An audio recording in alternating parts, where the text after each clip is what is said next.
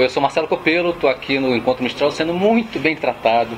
Do meu lado é Marc Hochar, do Château Musar. Do meu lado direito, Hubert do Champagne Marc Hochar. Dois vinhos que eu adoro e é por isso que eu os convidei aqui. Welcome, nice to meet you. It's a pleasure to be here, well treated by you with great wines. Well, I put you together because the wines are so different. The regions are so different, and both are great wines. And there's one little story in common.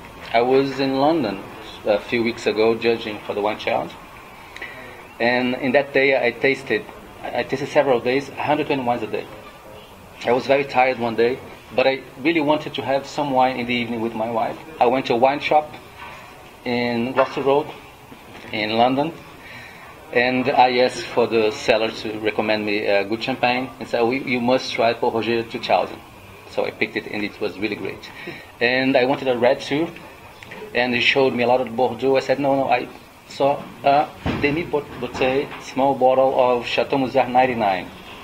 And I said, I want that one. And he said, no, are you sure? Because this wine is different. It has some volatile acidity, some wild aromas. Are you sure you want this wine? Yes, I'm very sure. And the wine was great.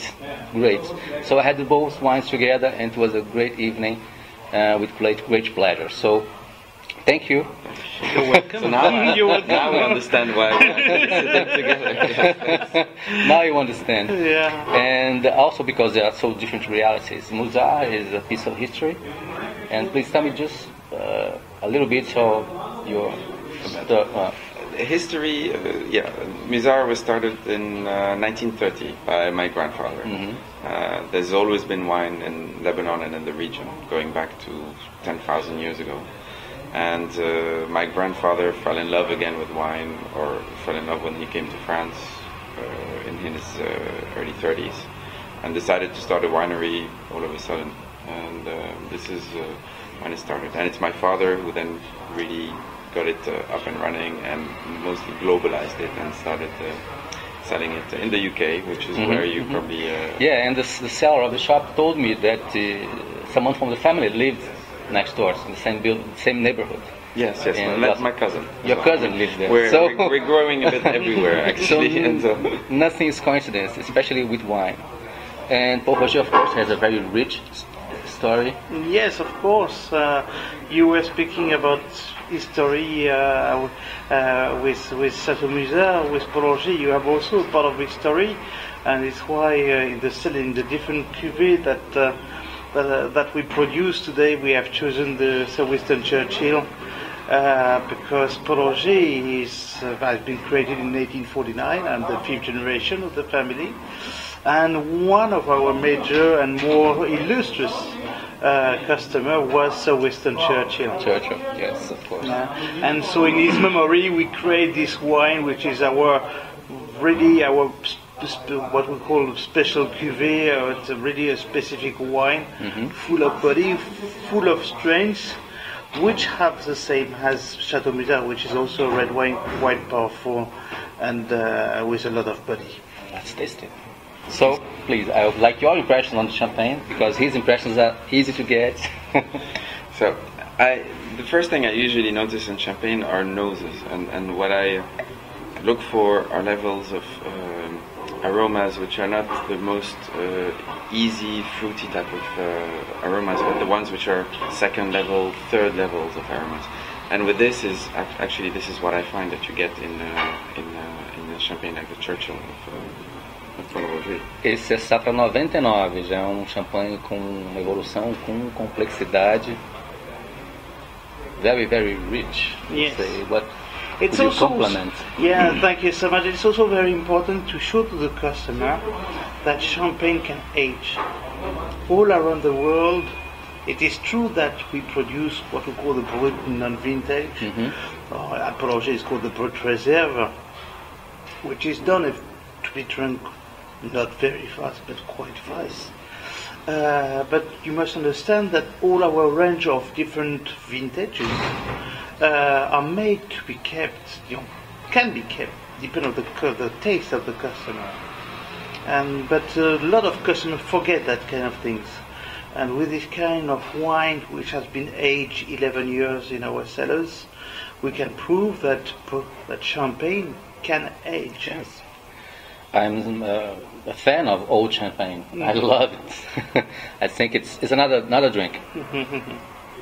Two very different drinks: young champagne and old champagne. I agree. I think for me, an old champagne is not a champagne anymore. It's a wine in the sense that it develops much more than what you would expect from a regular champagne. And when you often talk to champagne makers, they would call their product even a wine. Yes, sure. Rather than a champagne. Yes. Because champagne sometimes is, as you say, sometimes the easy, not the easy, but the product that people drink a lot of. And actually for me this is not about the drinking but more about tasting. Yeah. Because you get these levels of aromas.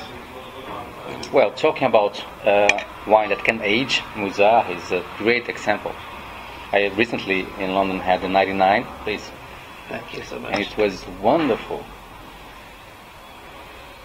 And of course now I want your impressions on this great wine. This is Carignan. This is a blend of and this is a blend of Cabernet Sauvignon, Carignan, and Cinsault, which is not at all a typical blend that you would get, but a formula that my father elaborated after 17 years of research. He started making wines in 1960, and was left with vines that were already in Lebanon. And rather than plant different things, he just tried to find the right mix of what would bring the wines to the best harmony. I tasted many Musar, older and younger, always great and always very different. Yes. You'll have the opportunity to taste later the 04 and the 03, which are 2 consecutive years.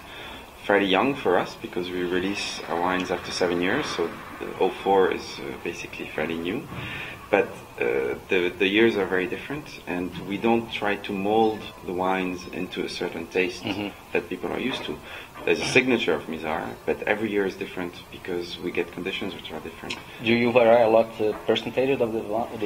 Actually, it's almost the same, a third. But what makes the difference is if a year is hotter, colder, cooler, some grape varieties will have a bigger impact on the final taste, just because they've developed better during that year. I think so. And what do you think? What I say, it's a fabulous wine. It's full of body.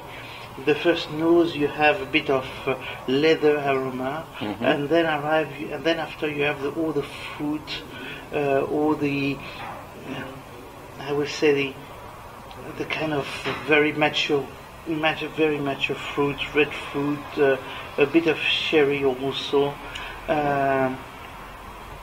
which will give you something.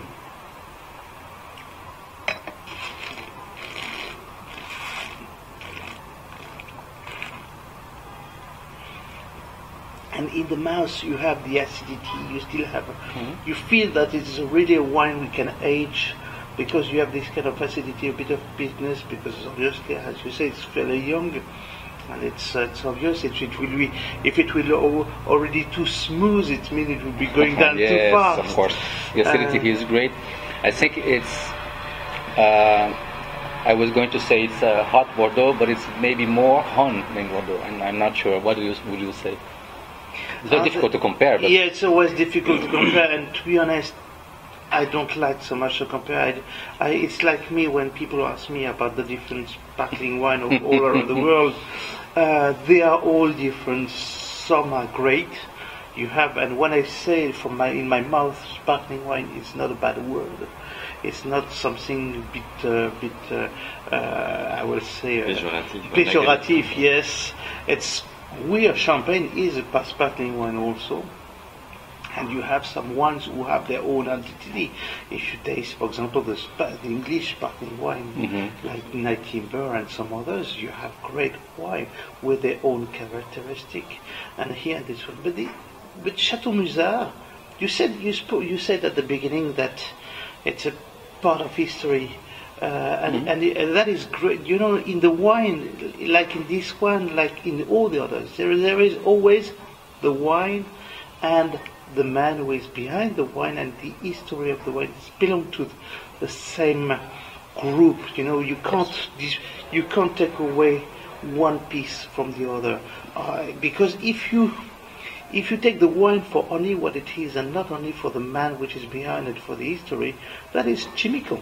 Yes, it's just a liquid. Yeah.